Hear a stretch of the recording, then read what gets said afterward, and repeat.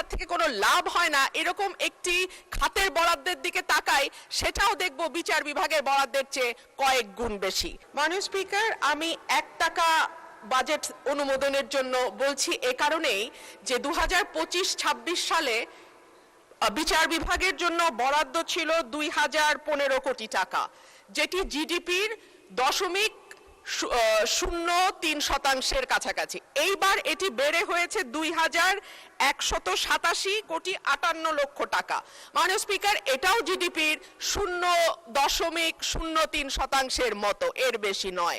অথচ আমরা যদি বিটিভির মতন একটা একেবারে মানে কি বলবো যে খাত থেকে কোনো লাভ হয় না এরকম একটি খাতের বরাদ্দের দিকে তাকাই, সেটাও দেখব বিচার বিভাগের বরাদ্দের চেয়ে কয়েক গুণ বেশি।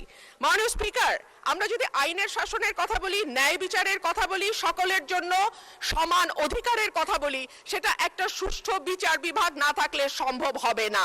এখন পর্যন্ত পেন্ডিং মামলার সংখ্যা 50 লক্ষের উপরে, অর্থাৎ মামলা জট একটি বড় সমস্যা। বেঞ্চ এবং বারের অধিকার যদি আমরা রক্ষা করতে না পারি, আমরা দেশে আইনের শাসন কখনোই প্রতিষ্ঠা করতে পারবো না। মাননীয় স্পিকার, কয়েক মাস আগে আপনি যেমন সুপ্রিম কোর্টে ছিলেন, আমরাও ছিলাম সুপ্রিম কোর্টে। আপনি আমাদের সমস্যা যেভাবে যত কাছের থেকে দেখেছেন, এই সমস্যার ভেতর দিয়ে আপনি গেছেন, আমরাও কিন্তু সেই একই সমস্যার ভেতর দিয়ে এখন যাচ্ছি। মাননীয় স্পিকার, আমাদের বারের যেই দাবিটা, যার পক্ষ থেকে আজকে আমি এখানে কথা বলছি মাননীয় স্পিকার, সেখানে বলা হচ্ছে যে আমাদের প্রতি বছর যেই ফিটা আমরা পরিশোধ করি, সেটা মৃত্যুর আগ পর্যন্ত লয়াররা সেই ফিটা আর তুলতে পারে না।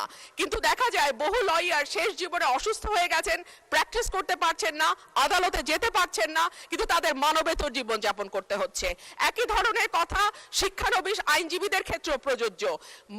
মাসে 2000-5000 টাকা তাদেরকে সিনিয়ররা দেন, কখনো দেন না।